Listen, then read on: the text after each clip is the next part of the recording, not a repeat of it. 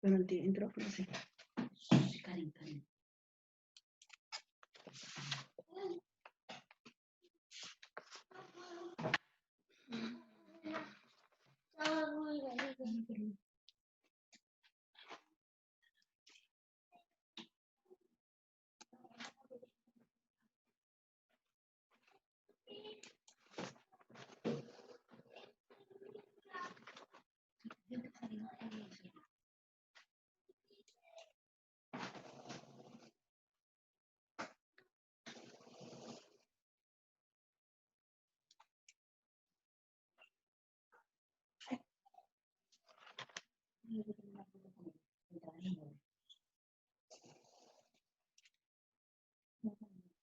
Hola, profe.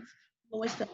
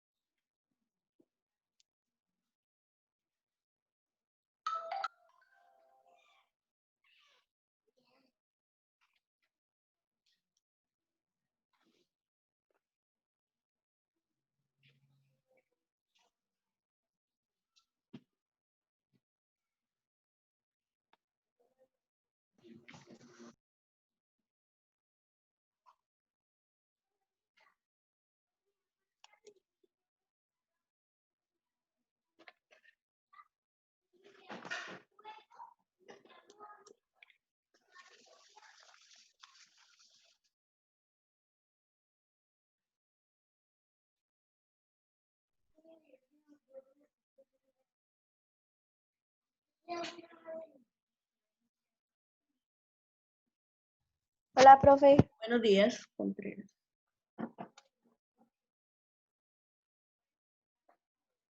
Contreras.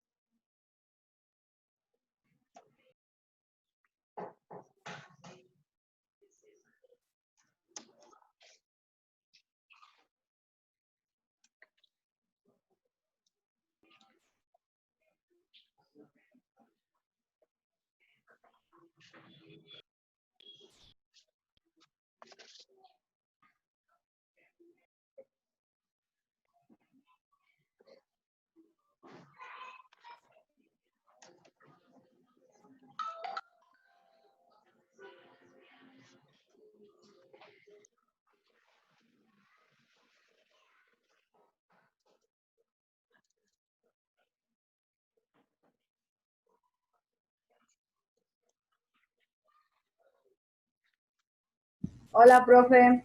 Días.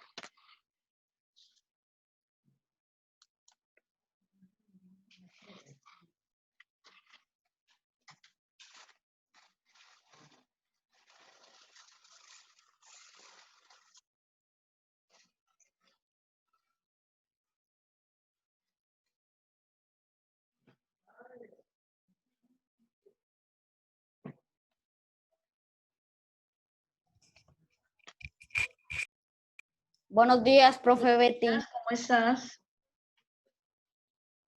Buenos días, profe. Si Buenos se días. sale es que tengo muy mal internet. Sí, estamos todos igual, hija. Vamos a ver hasta dónde.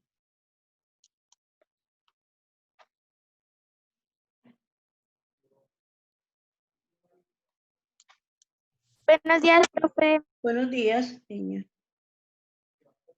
Buenos días, profe. Buenos días, ¿cómo están?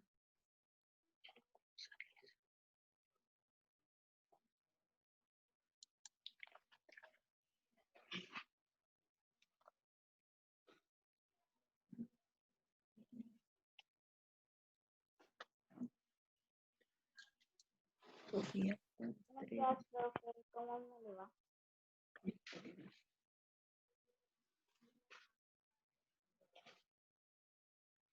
Validez.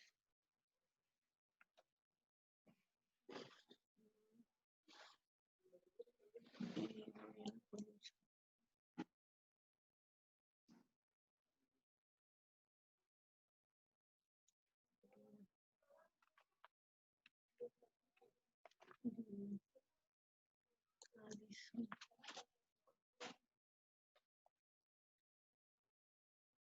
Mariana Gómez.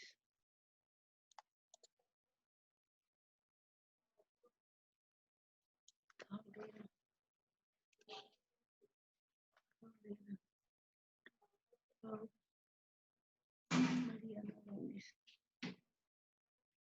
Mariana Gómez.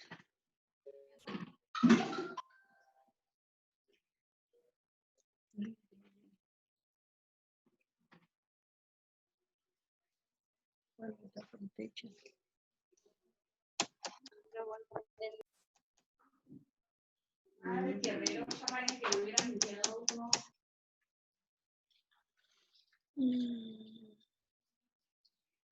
Fernando Medina.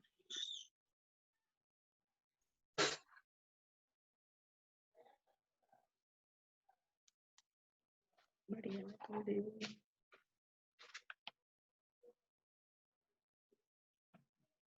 Valentina Alonso.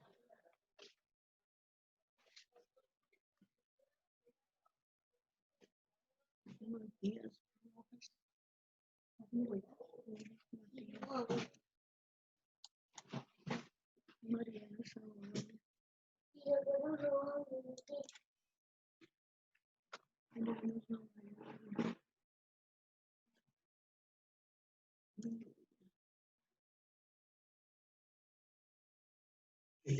Bueno, Claro Video y disfruta el contenido. chica. Muy buenos días, chicos. Vamos a trabajar con su libro para que ustedes lo tengan ahí cerquita, pero quiero hacerles algunas recomendaciones antes de Mariana Gómez. Vamos a llamar al comienzo y al final de la clase. Vea, chicos, hoy en la reunión les van a decir a sus papás algo muy importante. Los alumnos que entran a clase desde el comienzo hasta el final no van a desarrollar guías, ni van a sacar guías porque están presentes. Las guías van a ser para los estudiantes que fallen y se les dañe tanto el internet. Esa es la resolución que se tomó, que entran, salen, vuelven y no vuelven y que se les dañó. Entonces, para ellos sí, se va a subir las guías, se van a subir los videos y los niños que asisten puntualmente, que están ahí pendientes, no van a presentar trabajos. Entonces, para que ustedes estén pendientes, a ustedes siempre yo les informo todas las cosas para que ustedes no vayan a caer en alguna de las fallas que siempre cometemos como personas, como seres humanos. Bueno, entonces vamos a rectificar aquí. Cárdenas Laura, la acabo de ver allí, muy bien. Profe, ¿Sí? entonces una pregunta, entonces nosotros no tenemos que hacer las vías de conocimiento. A ver, eso es a partir del 3 de agosto. Ahorita es común y corriente. Las de Escuchen bien. conocimiento además solo son de leer. Creo. A ver, escuche bien, a partir del 3 de agosto, hoy en las reuniones le van a decir a sus papás, se van a poner de acuerdo. Entonces, ojo, por ejemplo, nosotros tenemos la evaluación por asignatura el 30 que quedamos. pero el 28 que es de química hacemos ahí la evaluación. Y la vamos a mandar a los talleres. Por ejemplo, yo les voy a explicar cómo lo van a hacer y si son bien pilos, la van a mandar. Hay gente que ni siquiera permitiéndoles el WhatsApp son tan responsables de mandar las tareas y están atrasados. Entonces voy a rectificar aquí el listado. Garzón. Garzón, a ver, Mariana. Señora, Ah, bueno. Mariana, tienes el micrófono prendido. Sí, sí, Mariana, y está bailando. Murciana. Ella yo la vi. Ospina.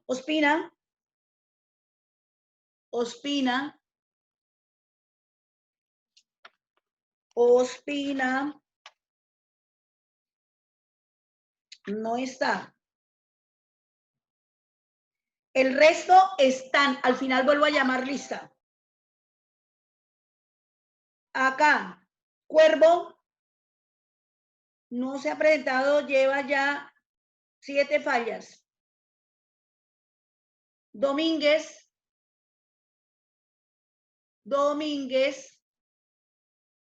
Presente, profe. Ah, bueno. ¿Dónde está? No la veo la cámara. Allá. Aquí estoy. Allá, mi amor, ya la vi. Guapacha. No entró. Guapacha. Y ya lleva 3 fallas. En la clase anterior dijo que se le había dañado el transformador. Bueno, y que pero debe avisarme. que no tiene luz. Bueno, Narváez. Lleva 7 fallas. Peña Samuel. Presente. ¿Dónde? Déjeme ver la cámara. Allá. Aquí. Ya, cielo, ya. Bueno, al final vuelvo a llamar. Oye, hijo. Bueno, ¿Qué contacto, pena? a ver.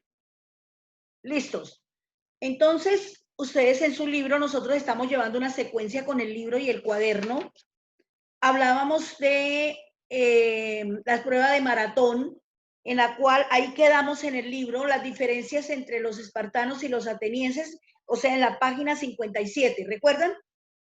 Para la guía de conocimiento que se les mandó y que ustedes la deben tener ahí, habla sobre la época helenística y habla sobre la sociedad y la cultura griega, ¿de acuerdo? Bueno, ¿qué vamos a ver sobre la época helenística? Que ella ocurrió en el siglo IV antes de Cristo. Ya habían polis. Acuérdense que las primeras polis fueron la de Atenas y fueron las de Esparta. Y recuerde que polis quiere decir ciudad, estado. Ahí hubo, sí, ciudad, estado. Ahí hubo un problema en el reinado de Filipo II contra Alejandro Magno y ellos se citaron a una guerra tremenda, una guerra forzada, una guerra que se llama Isos, que ganó Alejandro Magno porque él empleó una estrategia 1A. Empleó una estrategia que ningún otro estratega militar la había empleado, que se llama la falange. Ahorita les digo en qué consiste y por ahí en un pedacito del cuaderno anotarla para que la sepan. De pronto en la evaluación les pueda salir, entonces ustedes estén pilos. Esta época fue de gran crisis en ese siglo. Mucha crisis, mucho problema, mucho enfrentamiento. Pero recuerde que los atenienses fueron preparados para ser cultos, para ser, pues, los aristocráticos, mientras que los espartanos eran preparados para la guerra. Eso fue lo que nosotros vimos y analizamos en la anterior.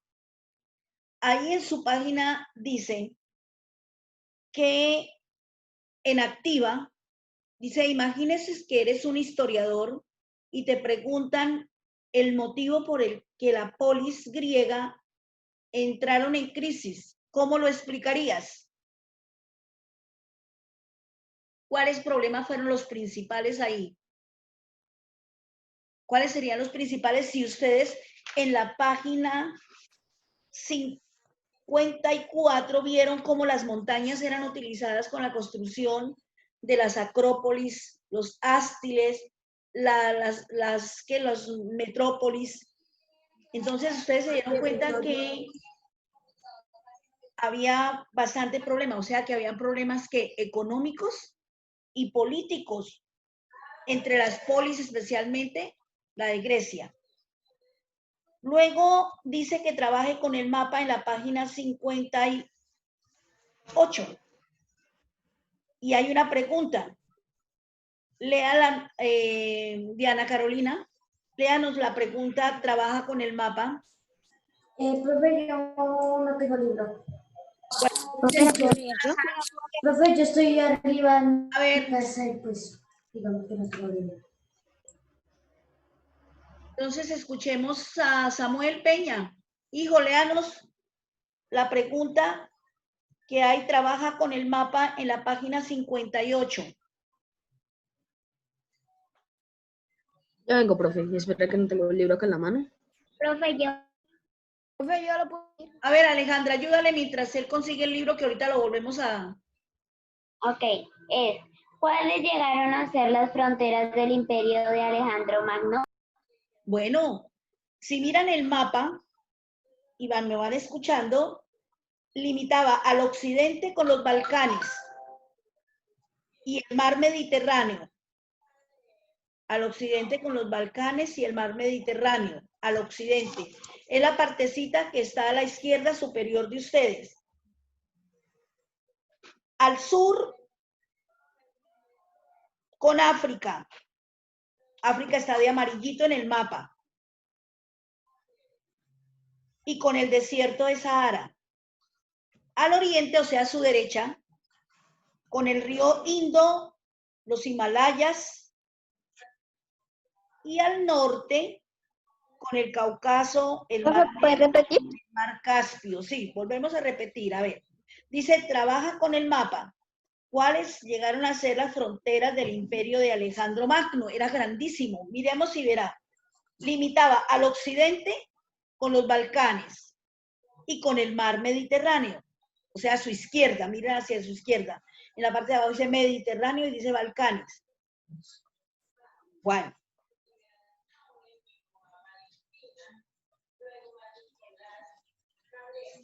Al sur,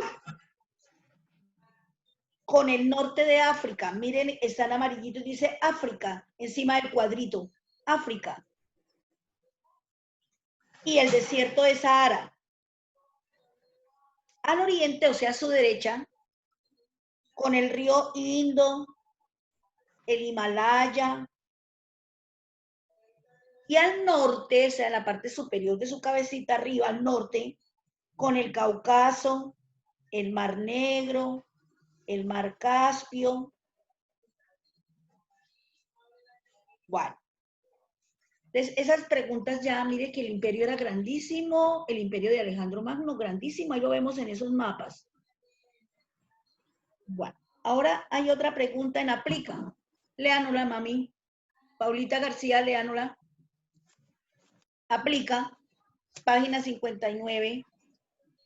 Consulta cuáles fueron las estrategias militares que utilizó Alejandro con su ejército en la batalla de Gaugamela y en el sitio de Halicarnaso.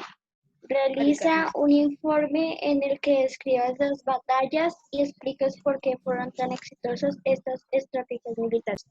Imagínese que dicen que él empleó la batalla y se llamó la batalla de la Falange, que esa fue su principal estrategia allá en el mundo griego. ¿Y cómo consistía o en qué consistía?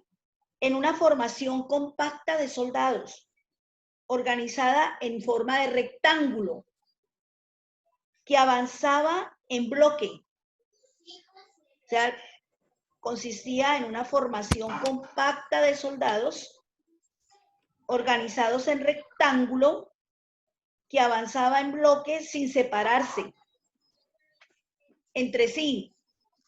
Portaban lanzas largas y espadas cortas. Portaban lanzas largas y espadas cortas. Bloques. En bloques. ¿Cómo sí. se llamaba, profe? Se llamaba la batalla de la Falange. Consistía en una formación compacta de soldados organizados en un rectángulo que avanzaba en bloque, o sea, todo el rectángulo avanzaba, que avanzaba en bloque. sin separarse, no se separaban, sin separarse entre sí. Y llevaban lanzas largas y espadas cortas. Llevaban lanzas largas y espadas cortas.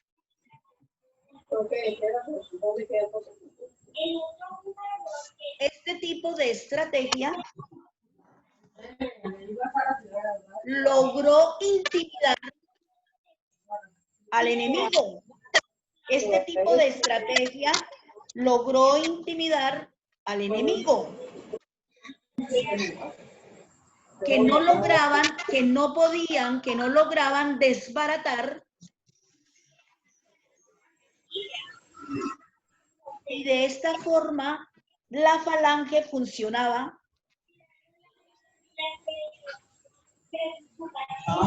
Y de esta forma la falange funcionaba.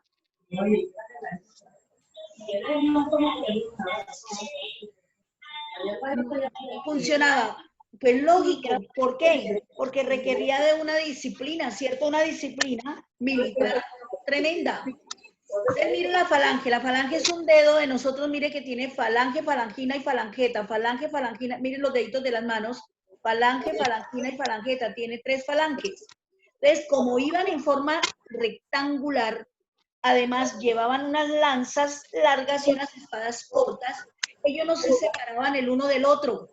Y entonces avanzaban y veían mucha gente, porque si ustedes ven, dice que los persas tenían 100.000 soldados y los de Alejandro Magno tenían 40.000 hombres. Entonces, como estaban tan compactos, no podían destruir al uno y al otro, entonces ellos decían, pero ¿cómo podemos hacer para que podamos romper? Y no, entonces por eso el orden y la disciplina militar permitió que Alejandro Magno ganara esa batalla de Iso y derrotaran a los persas en esa guerra. Se llama la guerra de Macedonia. Recuerden que él fue rey de Macedonia. Bueno, entonces, hasta ahí está entendido, ¿cierto, hijos? Ahora vamos a ver quiénes integraban la sociedad griega. Estaba integrada por, ¿se acuerdan las pirámides que hacíamos con las civilizaciones de Egipto? ¿Sí? ¿Se acuerdan? Están integradas por ciudadanos. La sociedad griega está integrada por ciudadanos que eran hombres nacidos de padres libres y tenían derechos políticos y civiles.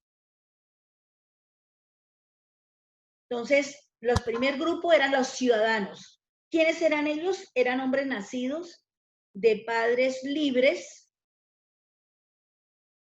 tenían derechos políticos, civiles, pero también obligaciones, ¿no? Así como tenemos derechos, tenían obligaciones. Como que participar en el ejército, dedicaban al comercio y pues acumulaban muchas riquezas de los ciudadanos. Eran los hijos de los que nacían libres. Bueno, también habían otros. Dentro de los ciudadanos estaban los extranjeros. Eran hombres libres, pero no tenían, los extranjeros eran hombres libres, pero no tenían derechos políticos. No tenían derechos políticos. A ellos, a los extranjeros, se les llamaba metecos. Metecos. Entonces, llevamos ya 2. Los ciudadanos, que eran varones nacidos de padres libres, que tenían derechos políticos, civiles, pero que también tenían obligaciones. Y dentro de los ciudadanos estaban los extranjeros. Eran hombres libres, pero no tenían derechos políticos. Se les llamaba metecos. Metecos.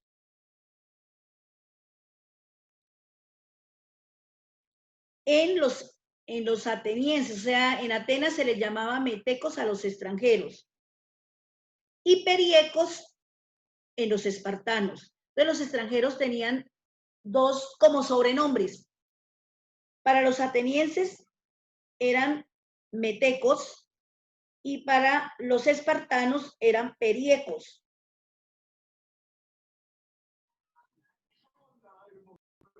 Las mujeres no tenían derechos, se consideraban ciudadanas, pero ellas tenían actividades domésticas, cuidar a sus hijos, al cuidado de sus hijos.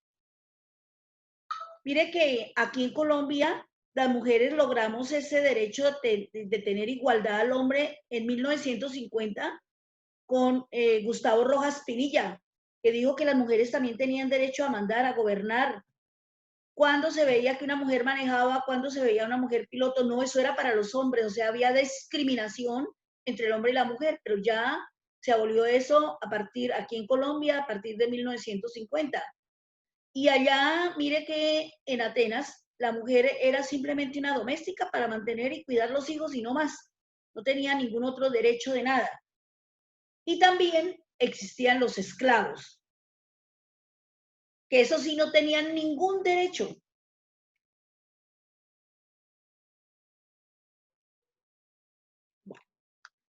Entonces, vamos a ver que veo que David está muy juicioso tomando apuntes.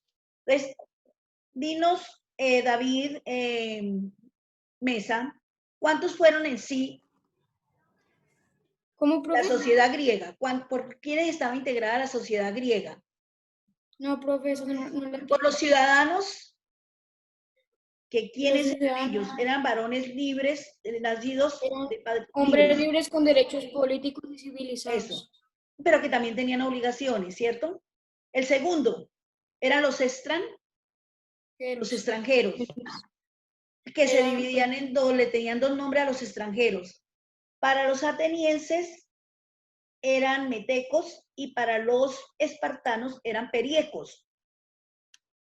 La mujer no tenía ningún derecho, pero estaba ahí formando parte de la sociedad griega. Y teníamos los esclavos, que no tenían derechos, pero sí tenían que trabajar. Bueno, esa es la sociedad, digamos, la cúspide del triángulo de la sociedad de los griegos. Ahora vamos a ver las actividades económicas que ellos realizaban. Realizaban 4 actividades muy sagradas. Primera actividad, la agricultura. Ellos desarrollaban la agricultura. Dicen que ellos son los del cultivo que se llama la trilogía, o sea, 3 cultivos. Entonces ellos, la agricultura, ¿cuáles eran esos 3 cultivos? El trigo, el olivo y la vid. La vid son las moras, las uvas que hacen el vino, porque se sabe que en España se caracteriza, hay ciudades, Cataluña, que hacen un vino extraordinario. Y en muchas otras partes. Entonces se dedicaban a 3 grandes, se llama trilogía, compuesta por el trigo, el olivo y la vid, o sea, la uva. Entonces, la agricultura. Segundo, ellos eran comerciantes.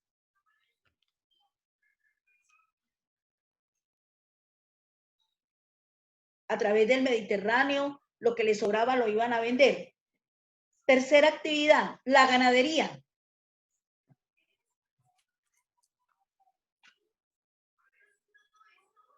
La ganadería. Y cuarta actividad de ellos era la artesanía.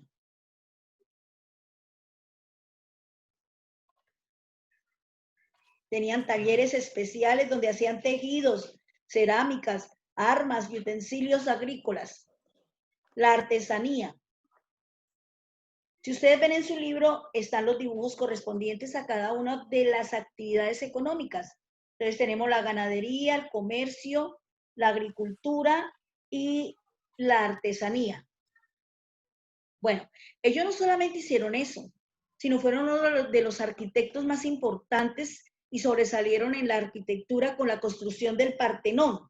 En la página 61 ven el Partenón, que era el templo de Atenea, era un templo grandísimo, hecho en columnas, trabajado pues a lo último, de ahí nacen las grandes columnas que nosotros observamos. Eso, muy bien, Alejandra, qué bien, sí.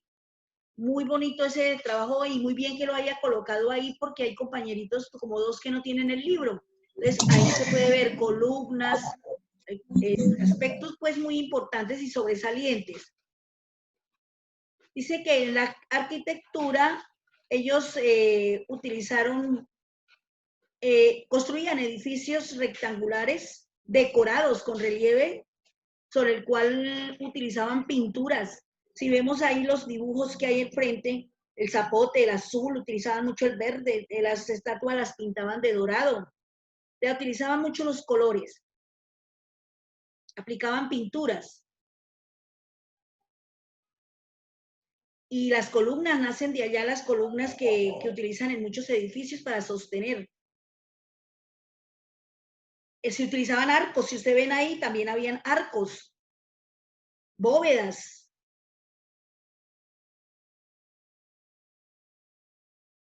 Solo empleaban ellos elementos horizontales y verticales. Mire que todo es vertical y horizontal.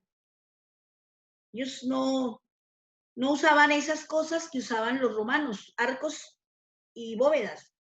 Eran columnas. Y el Partenón, yo les decía que construido en Atenas, era uno de los edificios más armoniosos, que lo mostró ahorita Alejandra. Fue construido en honor a la diosa Atenea y además estaba cubierto de numerosos relieves de vivos colores.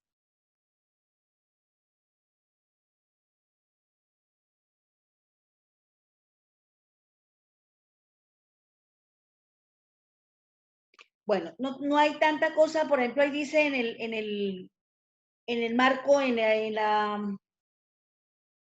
sea, en la maqueta que nos presentan están los nombres de las columnas: Dimetelo, Arquímedes, el friso, Naox. O sea, todo va en columnas, o sea, y con dibujos sobresalientes. Bueno, tenemos que los griegos, según la guía, de pronto Hernández Mendoza Matthews, nos puede decir que en la guía habla de los dioses. Léanos lo que tiene la guía, Matthews Hernández, por favor. La época helenística griega.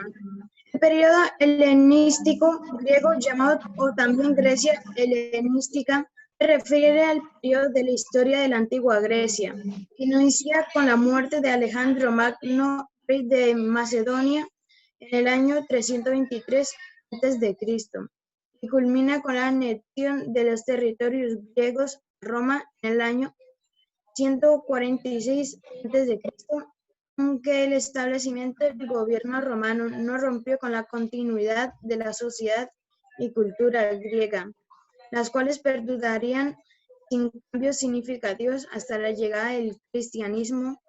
Es decir, va a marcar el fin de la independencia política de Grecia.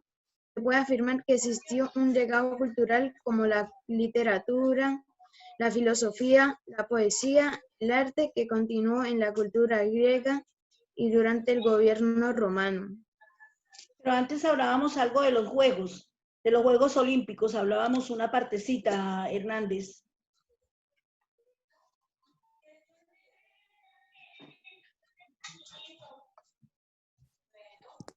Profe, ¿lo puedo leer ya? Sí, léalo, mi amor. Léalo, Marianita. En la actualidad, los Juegos Olímpicos es uno de los mayores eventos deportivos internacionales, multidisciplinarios, en el que participaban deportistas, en el caso de las Olimpiadas griegas, de varias partes del mundo, y cada 4 años cambian del lugar en donde se lleva a cabo, en el caso de las Olimpiadas griegas. Sí, imagínense que ellos realizaban eso, pero también ellos eran politeístas. O sea, los dioses de los cultos griegos, ellos eran politeístas, antropomorfos. O sea, le daban forma casi humana. Le rendían culto a varios. Por ejemplo, tenemos Apolo, el dios de la ciencia y del arte, a Zeus, dios supremo de Olimpo. Ahí en su libro ustedes lo pueden ver en la página 62.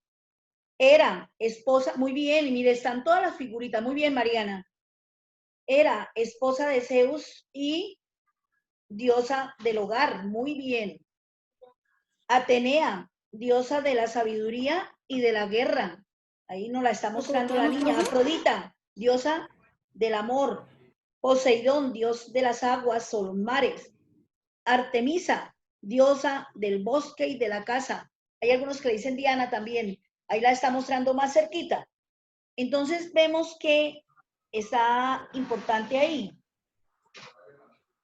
Hay una pregunta que dice que qué significa antropomorfa. Entonces en griego dice hombre, morfa, forma, significa forma de hombre. La divinidad griega son antropomorfas por su característica física y semejante a los humanos.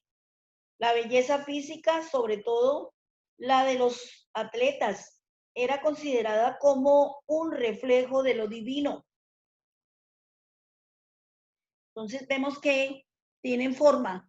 Además, cuando ayer hicimos las leyendas de los mitos y leyendas, ¿se recuerdan?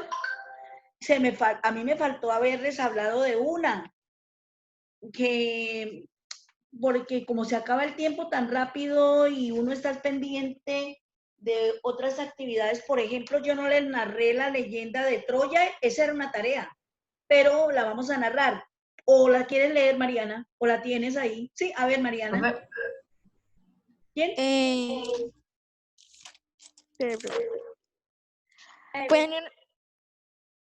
Fue en una ciudad llamada Troya. La ciudad tenía muchas riquezas y dentro de las murallas habían grandes tesoros. Al escuchar las historias sobre las riquezas que existían en Troya, el rey griego decidió llevar a su ejército para robarles el oro. Cientos de barcos de guerra, junto con miles de soldados griegos, zarparon hacia Troya para tratar de conquistar la ciudad. Pero los troyanos, a la vista la invasión, se encerraron dentro de su inmensa fortaleza. Daba igual que los griegos intentasen, no podían entrar. Los griegos intentaron todo por años, pero simplemente era imposible entrar. El rey griego estaba enfurecido. De pronto una mañana, sin previo aviso, el ejército griego simplemente desapareció. No se veía ningún soldado griego. El rey troyano decidió enviar a uno de sus soldados para verificar si efectivamente se había retirado el ejército griego debido a su derrota. Los troyanos buscaron y buscaron, pero no se encontró ningún griego. De pronto se toparon con un enorme caballo de madera. Los troyanos se juntaron todos en la playa a contemplar el caballo de madera. Un anciano dijo que no deberían recibir nada que venga de los griegos y que deberían quemarlo. El rey decidió llevar al caballo de madera dentro de los muros de Troya. De pronto, cuando todos estaban apartados, se abrió una pequeña puerta en el caballo de madera y cientos de soldados griegos estaban escondidos dentro. Salieron y robaron todo el oro de Troya y escaparon. Ya. Bueno, mire, ya se nos va a acabar el tiempo, pero muy bonita la narración. La guerra de Troya fue un conflicto bélico en el que se enfrentaron griegos y troyanos, según lo que nos lee la niña, por el rapto de la reina Helena de Esparta. Y París, príncipe de Troya, se había robado. Entonces los griegos aconsejaron a Ulises la idea de hacer ese caballo, llevárselo allá, dejárselo allá, pero con la intención de que dentro de él había ejército, para atacarlos en la noche cuando ellos dormían, ¿sí ve? O sea, mire sus relatos tan bonitos, uno los lee y le gusta mucho ver cómo la malicia de ellos. Se nos está cortando el tiempo, de todas maneras, ha sido hoy un día muy gratificante. Recuerden que tenemos reunión a las 12:30 y todo cambiará a partir del 3 de agosto. Esperamos que sea para bien, ¿cierto? Para que no haya problema de ninguna clase. Chao, profe. Chao. Profe, no llama solita. Gracias, una feliz tarde. Los que no me han mandado hay oportunidad de que manden su trabajo de pregunta. Hay oportunidad de que me manden lo que falta.